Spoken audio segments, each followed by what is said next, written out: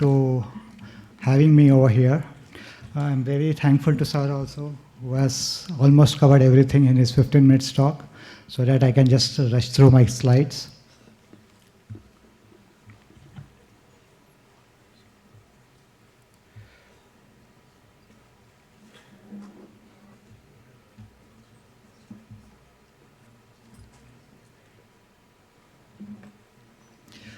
To begin with, I would like to say that vertigo is a symptom and it is not a disease. Many physicians, they describe the patient's symptom, like they write diagnosis as vertigo and then they prescribe some medicines. So I'd like to say that vertigo is a symptom and not a disease. To find the exact pathomechanism, like we need to have a detailed history of the patient, clinical examination, as just Sir has said, neurological test and imaging, and also the audiological test from ENT perspective. So history, diagnostic test, then considering differential diagnosis, and the management options are medicines, manure, vestibular rehab, counseling, and surgeries in cases like superior semicircular canal dehiscence.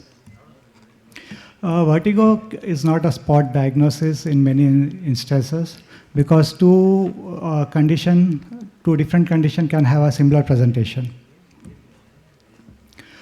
So generally the patients of vertigo, they come with complaints of dizziness, unsteadiness, frequent falls, vertigo, imbalance, and balance disorder. So as I was saying that patient presents with similar presentation with different etiology. Like if the patient comes with dizziness and unsteadiness, the patient might be having the vestibular symptoms as well as he can have a cerebellar system, just like the Sir has said. Positional vertigo, again it could be because of BPPV, definitely it is the most common cause, vestibular migraine, the second most common cause, peripheral vestibulopathy, but also we need to remember the central positioning nystagmus. Spontaneous nystagmus, it could be the acute vestibular syndrome or it could be an acute cerebral infarcts. So these are like the common diseases causing vertigo and dizziness. So BPPV, at present, like there are 14 types depending on the canals, depending on which side, and depending on whether it is canal lithiasis or cupulolithiasis. Again, like in canal lithiasis, it is divided into subtypes. Cupulolithiasis is divided into subtypes, whether it is towards the utricular side or towards the canal side. And also depending on whether it is involving the long arm of the canal or the short arm of the canal. Then like we have Meniere's disease, vestibular neuritis, labyrinthitis, otolith disorder, vestibulospinal dysfunction, and the list goes on. And also not to functional, the psychogenic vertigo and the malingering. To diagnose, like we had to take a detailed history, try to take the history in the patient's own language, try to record the history, try to record the videos also. The disease onset and the progression, what are the trigger factors, especially in migraine and Meniere's, what are the associated symptoms, what are the coexisting disorders, and definitely take the past and family history, especially in migraine, because if one of the parents has migraine, there is a chance that 40% chance that the offspring can have a migraine. And if both the parents has migraine, that means there is a 90% chance that the offspring can have a migraine. So like there are like more than 50 questions which you can ask them in detailed history, right from their symptoms to associated symptoms, whether they have drug allergy or not, what are the triggers, and the list goes on.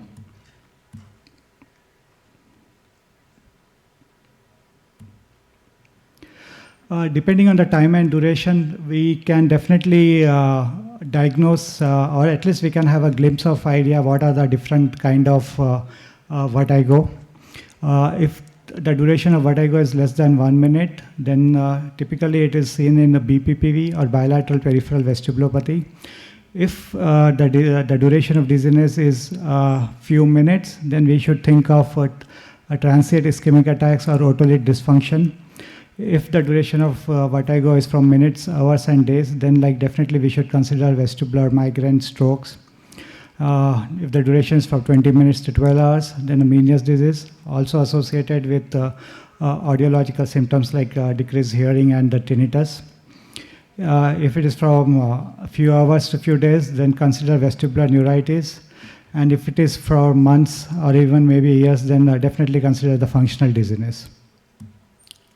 Red flags, you all know that it is loss of consciousness, falls, slurring of speech, and the blurring of vision. So why do we do all these tests? So we do all these tests to see the different component of the vestibular system, like caloric test, dynamic visual acuity, and video head nipples test. It is done to see like how the vestibulo-ocular reflex system is working. Vestibulo-ocular reflex system is an indirect way of assessing the peripheral vestibular system, which are the semicircular canals. We know that semicircular canals helps us in detecting the angular acceleration. SVV, subjective visual vertical, this is a test to see how the otolytic system is working.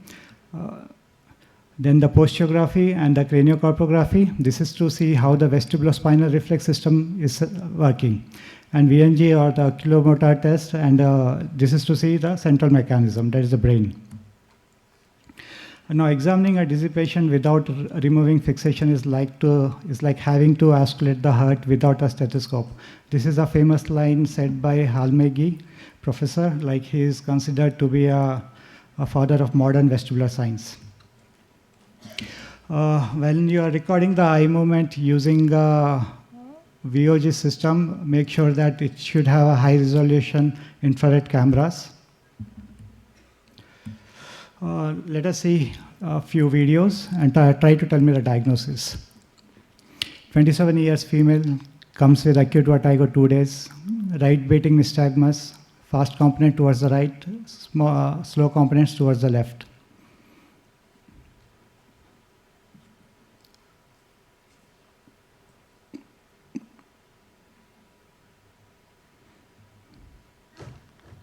So is it a peripheral or a central vertigo?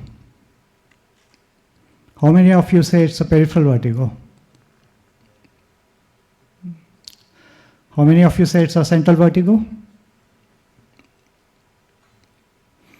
Well, it's a peripheral vertigo because peripheral vertigo follows the Alexander's law of nystagmus. So this is a typical presentation of the vestibular neuritis. Yeah, she has come on the second test. That's why we cannot see the robust nystagmus. This is a stroke where you can see a downbeating nystagmus, very typical of central etiology.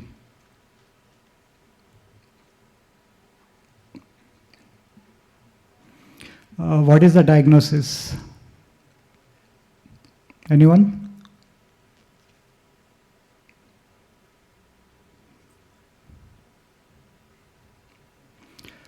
This is a case of congenital nystagmus. So we happen to see one. As sir said, the different structure in the brain controls the different nystagmus pattern. So like I just like to say that the nodulus, if the nodulus is involved, then we can see the central positional nystagmus or the periodic alternating nystagmus.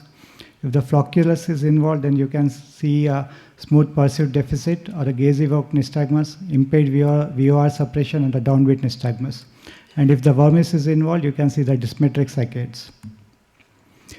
Coming to the BPPV, we all know that BPPV is caused because of the dislodgement of the otolith particles. These are the calcium carbonate particles from the utricle into one of the semicircular canals.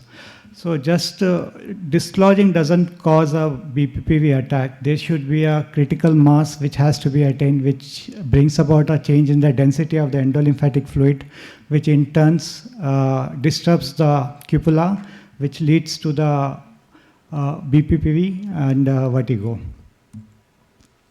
So different diagnostic manuals to see which canal is involved. Dix-Hallpike, particularly to see the posterior canal, deep head hanging to see the anterior canals, and the supine roll test to see the horizontal canals. Now, depending on which site is involved, like we can differentiate BPPV into the 14 types. So it could be the long arm, like in the posterior canal, the long arm, the short arm. Again, in the long arm, it could be the canal lithiasis, or it could be near the crus communes. Coming to the cupulolithiasis, it could be towards the canal side or towards the utricular side, and again the short canal side. So like this, like we can differentiate BPPV into the 14 types, and each type has a specific pattern of nystagmus, and each pattern has to be treated with a specific manual. So this is a typical posterior canal BPPV.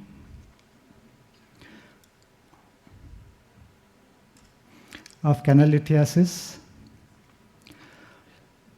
So in the posterior canal, once the patient gets up, after the nystagmus subsides in the Dix-Hallberg position, you can see the reversal of nystagmus. Unfortunately, the video doesn't show that, but you can see in the graphic pattern where there is a reversal. So as I was saying, BPPV is now classified into 14 types, and each subtype has a characteristic pattern of nystagmus and a specific recommended repositioning maneuver. So, and the BPPV is not a complete diagnosis unless you mention which canal and which type and which position. So as I was explaining, the different areas depending on which we can classify BPPV, and we have like definite manuals for each category. This is the horizontal canal BPPV.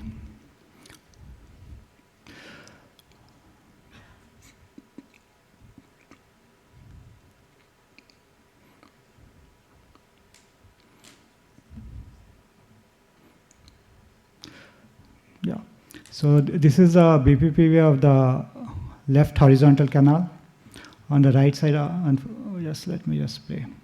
The same patient on the right side.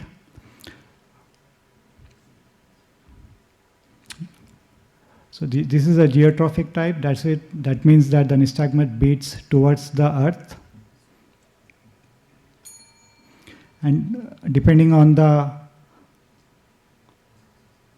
robust nystagmus you can make out like which canal is involved, right or the left.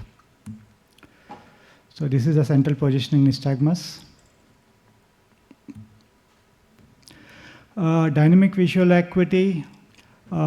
We have to do it. This is a function to see which holds the direction of a gaze constant, like during head movements, and it drives eyes in a direction of opposite to head motion at a velocity and amplitude which compensates for a head motion. If compensatory eye movement is inappropriate, there is a retinal sleep, and this retinal sleep you appreciate, like the patient perceives it as a dizziness. Yeah, we can skip this.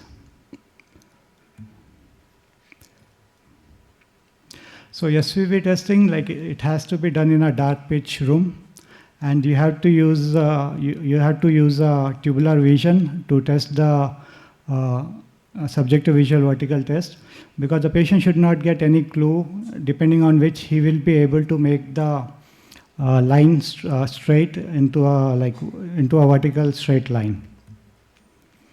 The characteristics are like of the SVV. If in the static condition, if the deviation is more than 2.5 degrees, then it is abnormal, and if it is greater than 6 degrees, it is abnormal in the dynamic version.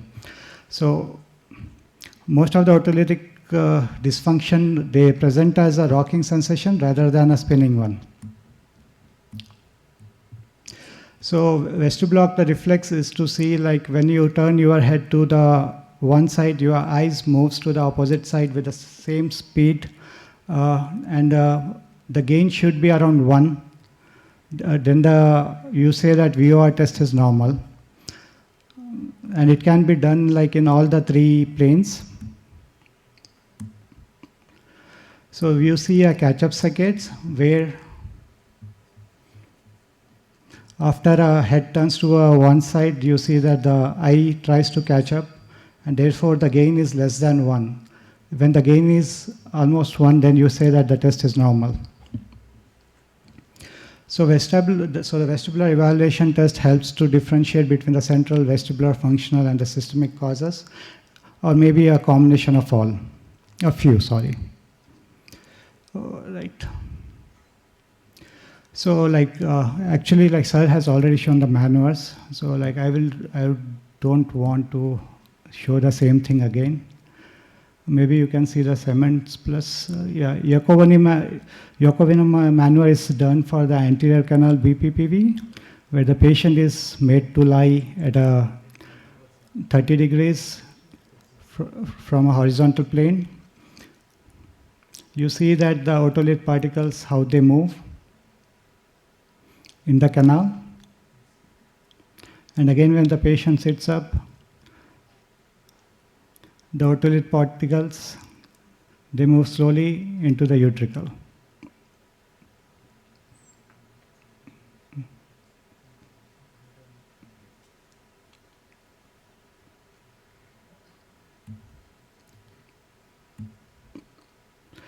So the impact of vestibular loss is beyond the spinning or dizziness. It can affect the poor dynamic vision. It can lead to falls or fear of falls. It can lead to added cognitive loads, constantly having to recalibrate, anticipate, or inability to multitasking or visual dependence. CC exercises, they may not be adequate because what is recommended is pinpoint vestibular exercises. For example, if your posterior canal is affected and if you are doing this exercise, which typically stimulates the horizontal canal, definitely the patient will not have a benefit from this kind of exercise. So early rehab is what we recommend because there is a critical time window that coincides with all the plastic reorganizations occurring in the vestibular nucleus and associate neural networks. So early the rehab starts, the early is the performance and the early is the betterment for the patient. So the typical VRT, what we suggest is they are the customized exercises for each patient. Mainly it is divided into 4 types: habituation exercises, gaze stabilization, balance training, and strength and gait exercises. Thank you. Thank you all. Thank you so much, sir, for your time and expertise. We truly appreciate, and I request Dr. Prabhakar sir and Dr. Ram Taraknath sir to join as we present a small momentum as a token of our appreciation to Dr. Ravi sir.